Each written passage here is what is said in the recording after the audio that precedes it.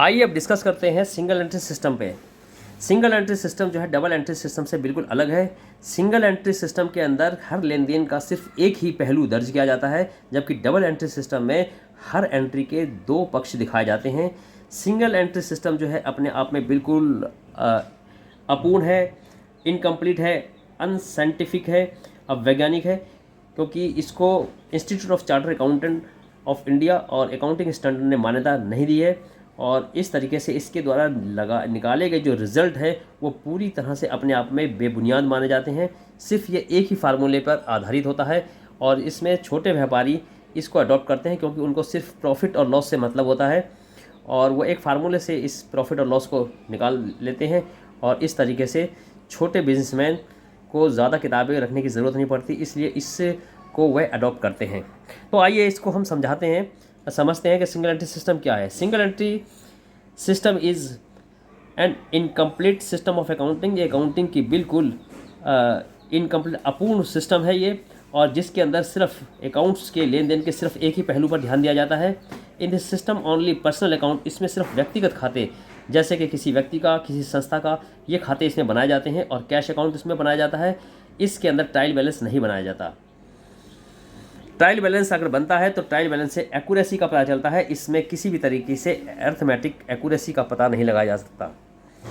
इसके एडवांटेजेस के बारे में हम ध्यान देते हैं। एडवांटेजेस तो ये है कि ये सिंपल है, इजी है मेंटेन करने के लिए। इसको छोटे व्यापारी आराम से मेंटेन कर सकते हैं, छोटी सी कॉस्ट के अंदर ये मेंटेन हो जाता है। स्मॉल बिजनेसमैन इसको अडॉप्ट करते हैं और ट्रांजैक्शन करने के लिए इसमें कम समय की ज़रूरत पड़ती है, क्योंकि अकाउंट्स के सिर्फ एक ही पहलू पर ध्यान दिया जाता है और बड़े बड़े इसमें खाते इसमें नहीं बनाए जाते हैं। तो आइए इसके पर ध्यान देते हैं, फोकस करते हैं कि इसके क्या एडवांटेजेस हैं। सबसे पहला एडवांटेजेस तो ये है कि इट इज़ ए सिंपल, ये सिंपल है और इजी है मेंटेन करने के लिए, क्योंकि इसके अंदर अकाउंट्स के सिर्फ एक ही पहलू पर ध्यान दिया जाता है और इसमें जो अकाउंट के एजम्पशन है, अकाउंट के कंसेप्ट है, प्रिंसिपल है, उसके ऊपर फोकस नहीं किया जाता। बगैर उसके फोकस किए गए एक छोटे से फार्मूले के आधार पर इसको हम सिंगल एंट्री सिस्टम को अडॉप्ट करते हैं, इसलिए सिंपल है, ईजी है मेंटेन करने में। This system is required low cost, इसमें कम कीमत की ज़रूरत पड़ती है, क्योंकि किताबें ज़्यादा रखनी नहीं पड़ती, ज़्यादा खाते नहीं बनाने पड़ते और ज़्यादा स्किल अनुभवी अकाउंटेंट की ज़रूरत नहीं पड़ती। सिर्फ सिंपली जो ऑनर है, मालिक है, वह इसको अपने आप प्रॉफिट और लॉस इसको निकाल सकता है, इसलिए इसमें ज़्यादा कॉस्ट की ज़रूरत नहीं पड़ती। It is suitable for small business, ये छोटे छोटे बिजनेसमैन के लिए लाभदायक है, क्योंकि छोटे वाले बिजनेसमैन जो होते हैं सिर्फ उनको प्रॉफिट और लॉस की ज़रूरत पड़ती है और वो सिंपली इसको प्रॉफिट और लॉस निकाल सकते हैं, इसलिए छोटे व्यवसाय के लिए यही सिंगल एंट्री सिस्टम सूटेबल मानी जाती है। आगे है इट टेक्स लेस टाइम, इसको ट्रांजैक्शन करने के लिए बहुत कम समय की ज़रूरत पड़ती है, क्योंकि इसमें अकाउंट्स के दो पहलू पर ध्यान नहीं दिया जाता, सिर्फ एक ही पहलू पर ध्यान दिया जाता है, जिससे ट्रांजैक्शन बहुत आराम से और कम समय में हो जाती हैं। नेक्स्ट है no need for to prepare trial balance, इसमें trial balance, profit and loss और बैलेंस शीट की ज़रूरत नहीं पड़ती, इसलिए ये सिंगल एंट्री सिस्टम के ये फ़ायदे हैं। लेकिन सिंगल एंट्री सिस्टम जो है अपने आप में अगर देखा जाए तो इसकी लिमिटेशन ज़्यादा है और लाभ कम आंके जाते हैं, इसलिए इसको कोई भी अडॉप्ट बड़े व्यापारी नहीं करते हैं। आइए अब हम विचार करते हैं इसके लिमिटेशन के ऊपर कि इसकी क्या क्या लिमिटेशन है, क्या क्या कमियां हैं। पहली कमी है it is incomplete and unscientific system, ये पूरी तरह से अपने में अपूर्ण है और अवैज्ञानिक है, क्योंकि ये किसी भी प्रिंसिपल, किसी भी कंसेप्ट पर आधारित नहीं है और institute of chartered accountant of India और अकाउंटिंग स्टैंडर्ड ने भी इसको मान्यता नहीं दी है। दूसरा, इसके अंदर फ्रॉड की और मिस्टेक की सबसे ज़्यादा गलतियाँ इसके अंदर पाई जाती हैं, क्योंकि इसमें ट्रायल बैलेंस नहीं मिलता, ट्रायल बैलेंस नहीं बनता, क्योंकि ट्रायल बैलेंस के अंदर डबल एंट्री सिस्टम के अंदर हर ट्रांजैक्शन के दो पहलू दिखाए जाते हैं, एक डेबिट में और क्रेडिट में। तो जितनी रकम डेबिट में लिखी जाती है उतनी रकम क्रेडिट में लिखी जाती है। यही कारण है कि ट्रायल बैलेंस अगर नहीं मिलता है तो कहीं ना कहीं मैथमेटिकल एक्यूरेसी नहीं आई है, तो उसको हम पता लगा सकते हैं। लेकिन सिंगल एंट्री सिस्टम में जब ट्रायल बैलेंस नहीं बनता है तो हमें किसी भी तरीके से गलती का पता नहीं लग सकता। नेक्स्ट है trial balance, profit and loss account and balance sheet इसके अंदर नहीं बनाए जाते, केवल पर्सनल अकाउंट और सिर्फ कैश अकाउंट ही बनाए जाते हैं, जिससे हम सटीक जानकारी हासिल नहीं कर पाते। नेक्स्ट है not suitable for large businessman, बड़े बड़े बिजनेसमैन इसको अडॉप्ट नहीं करते, क्योंकि बड़े बड़े बिजनेसमैन को अपने प्रॉफिट एंड लॉस के अलावा और भी चीज़ों की ज़रूरत पड़ती है, अपनी फाइनेंशियल पोजीशन की ज़रूरत पड़ती है, तो वो सिंगल एंट्री सिस्टम उसको सटीक जानकारी नहीं देते, इसलिए बड़ी बड़ी कंपनियां इसको अडॉप्ट नहीं करती हैं। और इसके अलावा ये अकाउंट के प्रिंसिपल और कॉन्सेप्ट के ऊपर आधारित नहीं है, इसलिए सिंगल एंट्री सिस्टम अपने आप में बिल्कुल अवैज्ञानिक और अपूर्ण मानी जाती है। तो बच्चों, इस चैप्टर के अंदर मैंने आपको सिंगल एंट्री सिस्टम और डबल एंट्री सिस्टम पूरी तरह से समझाया है।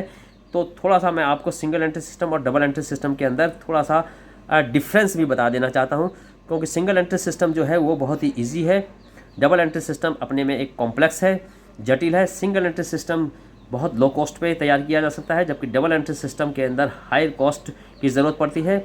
सिंगल एंट्री सिस्टम छोटे छोटे व्यापारी इसको इस्तेमाल करते हैं, क्योंकि उनको सिर्फ नेट प्रॉफिट लॉस की ज़रूरत पड़ती है, जबकि डबल एंट्री सिस्टम जो है वो बड़े व्यापारी इसको इस्तेमाल करते हैं, क्योंकि उनको नेट प्रॉफिट के अलावा फाइनेंशियल पोजीशन की भी आवश्यकता होती है, और वो बड़े बड़े व्यापारी जो है वो डबल एंट्री सिस्टम ही अपनाते हैं।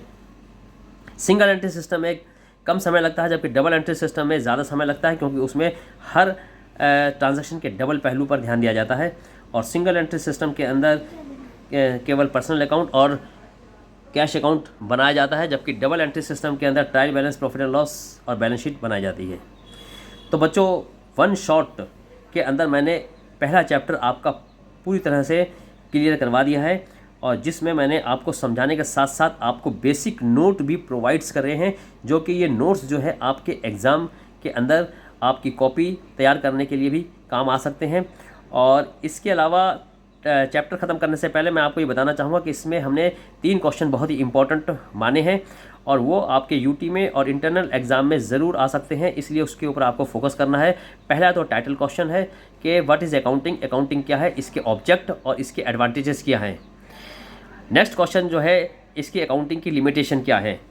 और एक क्वेश्चन और आपको तैयार करना पड़ेगा कि अकाउंटिंग के जो यूज़र्स हैं वो कौन कौन से हैं। एग्ज़ाम में ऐसा एक आध नंबर का पूछा जा सकता है कि अकाउंट के इंटरनल यूज़र कौन से हैं, उसके कोई 2 नाम बताओ। इंटरनल यूज़र्स जैसे ऑनर्स हो गया, और उसके अलावा बोर्ड ऑफ डायरेक्टर हो गई, मैनेजमेंट हो गया, इस तरीके के आपको उदाहरण पेश करने होंगे। तो लिहाजा 2 क्वेश्चन आप ज़रूर याद अच्छी तरह तैयारी कर लेना।